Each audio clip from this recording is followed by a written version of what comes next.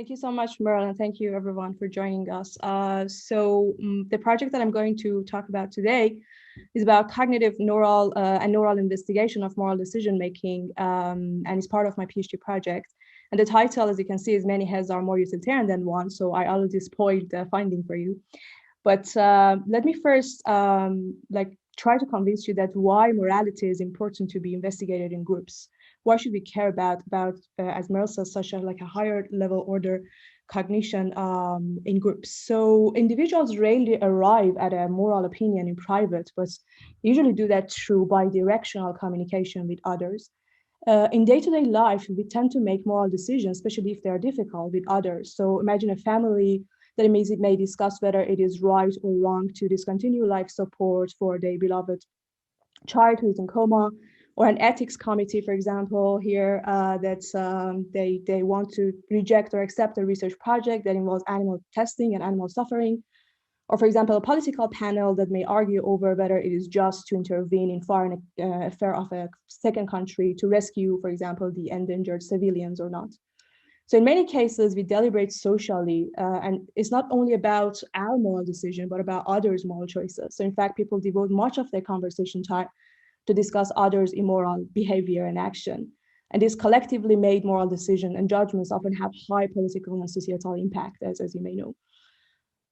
So the question here is that when the agent of the decision is not a lone individual but a group, how do people actually make this collective decision together on moral grounds? So how they process and assimilate morally relevant information in group discussion, persuade each other, agree, or reach a consensus. So that's the basic idea that I was interested in. And next question would be that how do we measure morality? Because that's something that, as Merle also mentions, related to higher order cognition. So according to previous literature, one of the tools that we have is actually sacrificial moral dilemma. And in sacrificial moral dilemmas that use in previous literature, and they came from philosophy, the whole idea is to ask the participant that is it acceptable for them to kill one in order to save five? So imagine that you are standing here and there is a runaway trolley moving towards these five people and it's going to kill them. And then you have this option to switch the track and kill one or to save five. And if you actually say yes, so the question of what would you do as a participant? And if you say yes, and if your answer is based on the reason to maximize the utility for the greatest number, then you are classified as a utilitarian decision maker in this moral domain. And if your answer is no, that regardless of the outcome, you think that killing one human being is wrong, then you are categorized as a deontological person or Kantian, or let's say less utilitarian person. And because these kind of sacrificial dilemmas, they are more related to these kind of bizarre situations, in my work, we also try to have more real life scenarios. So for example, I put in one of the example here is upholding to onto a secret or informing a happily married friend that his or friend partner has been cheating on them or not. So that was the context of the questions and the stimulus that we used. But I want to talk about the design and the participant before going to the literature to give you an idea that what we actually did in the lab. So we invited 75 participants in group of 4 to 5 people, and we gave these dilemmas to them, and they measured the utilitarian scores according to their responses. And so they responded to 16 scenarios, and they have 19 seconds for each, and it was fully randomized. And then after responding to all of the questions, then they had this opportunity to discuss these dilemmas each in the group. And the group was, so we have 16 mixed gender groups, and they discuss half of these items, so 8 scenarios. And they have 3 minutes to discuss and reach a consensus. And then we measure the consensus, like the collective moral decision. And then afterwards, they still have this opportunity to change their mind if they want to. So we also measured all of the questions, like all together, again, after the collective decision making. But this time they had only 30 seconds for each question because they were already familiar with that. And this is a design that was adopted from Myers and Kaplan in 1976. So what was our prediction? So to give an idea about the prediction that we had, because I'm going to explain like the literature that these predictions were based on. But one of the prediction was based on the social deliberation hypothesis. And according to that, people are going to be more utilitarian when they are responding to the scenarios in groups. And they will keep this utilitarian boost because that's the result of social deliberation. We had another hypothesis that was about stress reduction, that when people are in group and they are answering to the question all together. So the idea is that the responsibility would be diffused and the stress would be less for the outcome, and then people are more utilitarian when they are responding collectively. But because this is just the social setting that was the reason of this effect, they wouldn't keep this in private later. And we had virtue signaling hypothesis, which was exactly the opposite of stress reduction. And according to another body of literature, we know that people, if you try to convince people that you are not a utilitarian, so you are a deontological person, that you are a good person, that you don't want to kill one or save five, so people trust you more, people think that you're a better person, and people actually find you even as a better social partner in economical games. So, and that was the idea, because this is only for signaling this virtue.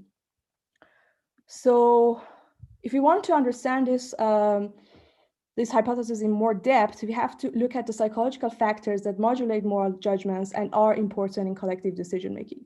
As I said, so first the first one is deliberation and reasoning. And we have a vast body of literature suggesting that when people talk to each other, they could calibrate their uncertainty, they produce more diverse arguments and converge on a better moral judgment and understand the same problem from various viewpoints and arrive at a solution that had not been available to any single member of the group. And in terms of morality, we know across diverse measurement, reasoning and deliberation leads to more utilitarian responses as well. So reflection and deliberation, giving participant analytical mathematical puzzle, for example, or asking participants simply just to be more analytical leads to more utilitarian judgments. So that's the whole idea, that it seems that this group interaction is likely to increase conscious deliberation and reasoning and analytical thinking. And that was the basis of the first hypothesis that I introduced earlier. So the social deliberation hypothesis predicts that collective judgments would be more utilitarian because that they happen after social deliberation. So people would keep this utilitarian boost in the discussed items. But the second hypothesis was based on the negative emotion and stress that people experience, that we know for a fact that they experience when they are responding to these kind of dilemmas. So again, utilitarian judgments and emotional factors are very well studied in the literature. Difficulties in emotion regulation, emotional reappraisal, active suppression of emotion, even administration of anti-anxiety drugs, or induction of some positive emotion leads to less sensitivity to norm violation, and in consequence, more utilitarian responses in people. And that was the basis of the second hypothesis, which is the stress reduction hypothesis, that makes a similar prediction to social deliberation for collective decision, but predicts that the second individual judgment, as you can see, would be no more utilitarian than the first one. And the last one is the virtue signaling hypothesis, which I briefly explained, but that's the whole idea, that if you are advertising yourself as a less utilitarian person, people trust you more. So participants who were socially observed by a third person, even by themselves in a mirror, they preferred deontological judgments more. And that was actually the reason that we thought that this is also a possible prediction, that virtue signaling in groups may decrease the collective utilitarian consensus. So let's see what we found. So this is what we found. This is the findings. So as you can see, this is more like consistent with the second prediction that we had. On the vertical axis, you see the utilitarian score here. So the more the utilitarian score, the more utilitarian the person is. And this is the first, in fact, the first moral judgment in individual, like in private. And then this is the collective, so that you can see the collectives are more utilitarian, so the consensus is more utilitarian. and then they would go back to the baseline. So each dot here represents one group. So what we have here in more detail is that there isn't any actual difference between the discussed and undiscussed item in the first and in the second. So in the second, they didn't even change their mind for the discussed item that they actually discussed here in this condition. So I don't know if you can see my cursor, but I hope you do. So this is actually the same graph, but you can see that there isn't any difference between the discussed and undiscussed item even after the discussion. So this is something that only happened during the collective setting. And what you can see on the right graph is actually the vertical axis is the collective scores, the utilitarian scores, and this is the majority before the discussion. So we calculated the majority in each group, and each line corresponds to one group. As you can see, there is a high correlation between majority and collective. So this is another observation which was interesting, that people actually conform. So this indicate conformity, except one group that is not.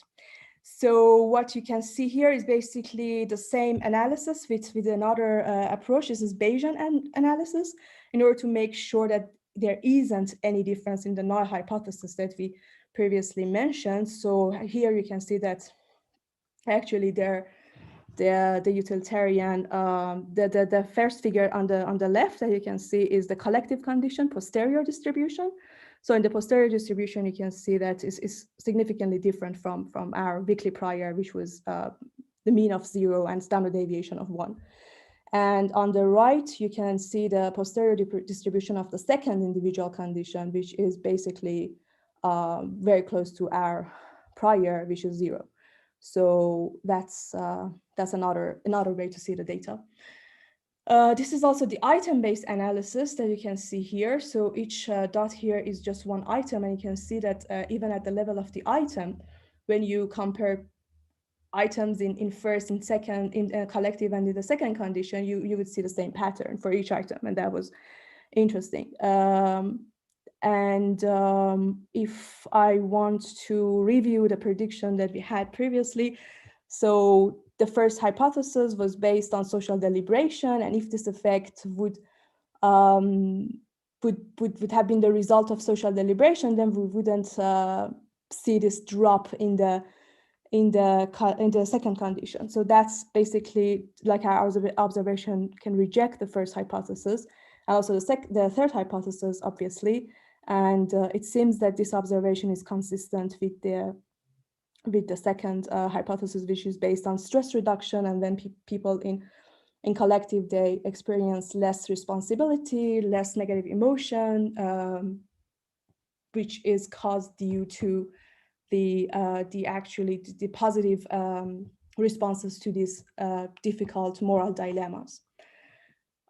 So for the future direction, as I'm interested in the neuroscience of this kind of decisions, especially in morality, so one way to look at it is to try to investigate the brain regions under collective versus individual judgments. And this is interesting because we have like previous data that showed that utilitarian boost in moral dilemmas is associated with the activation of the limbic system, for example, amygdala, or ventral medial prefrontal cortex, this is more related to these emotional aspects of these kind of decisions. But we also have a body of literature that shows that the cognitive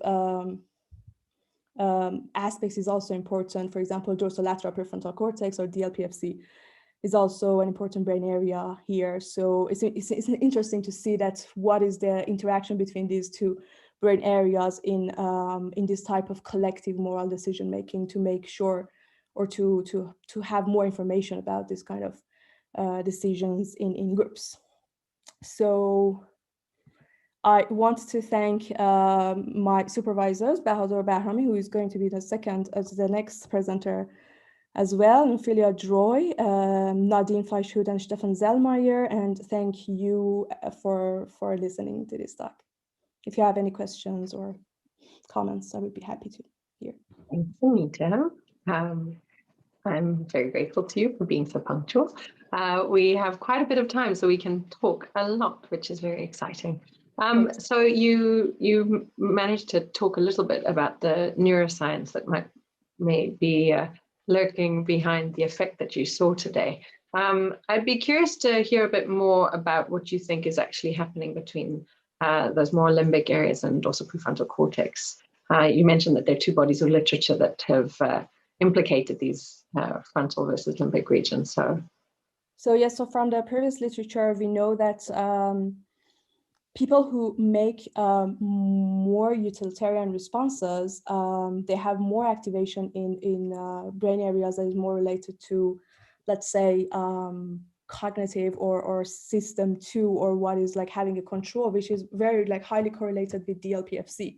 So for example, we know that the cortical thickness of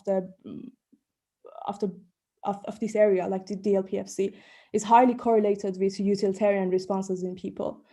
And we have also like other literature that's showing exactly the same direction. So yeah, the idea is to see, so what we found here was it seems that this increase in the utilitarian boost is somehow related to this emotional reappraisal that happens within the group and the collective setting.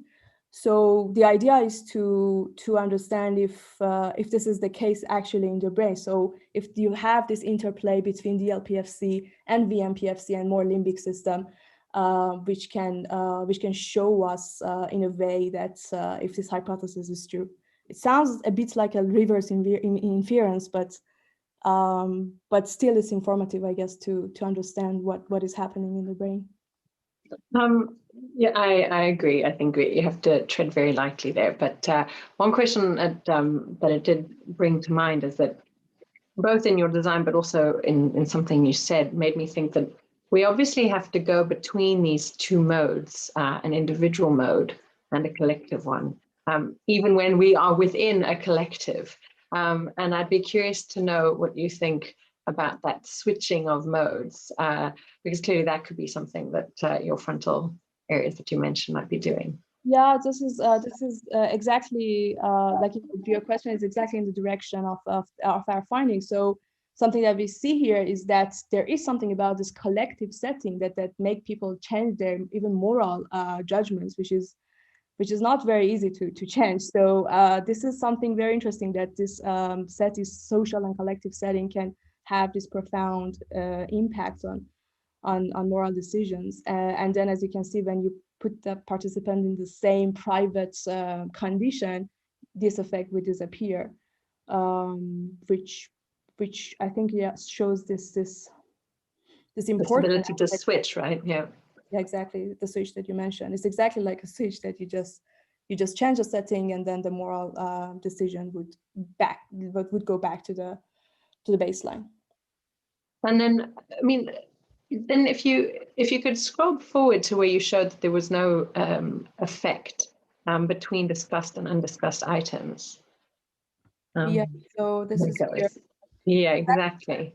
Yeah, it did strike me that there's no carryover at all. What do you think about that? There's a perfect switch Yeah. that works perfectly. So yeah, I mean, this is interesting that we see. So we actually have this undiscussed item as a control. So it was very important to us to have this control condition.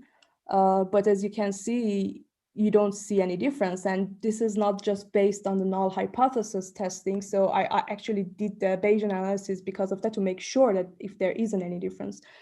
And this is the data we have. So apparently people just go back to their previous thought. And this is something that we have actually in the literature, that it's very difficult to change moral attitudes, especially like during three minutes discussion. So I'm not sure if it increase the time of the discussion or the frequency of the session, you have kind of moral learning or this carryover effect, as you mentioned, but you don't have anything here. So this is there isn't any difference between. Well, I wonder, there is a question for you from the YouTube chat, but I wonder if we're not forgetting that there might be something that happens before the switch. And indeed, we need to maybe think about what those mechanisms might be. What pushes you into one mode or another? Is it just that you are in a group? Or are there other additional factors? You do have a question from Ralph Kovers, who'll be talking on Friday. So everybody wait for some further discussion on this kind of topic on Friday from Ralph. But his question is, does the difference in utilitarian score between the collective and second judgment imply that people try to align with others in the collective decision rather than disclosing their personal preference?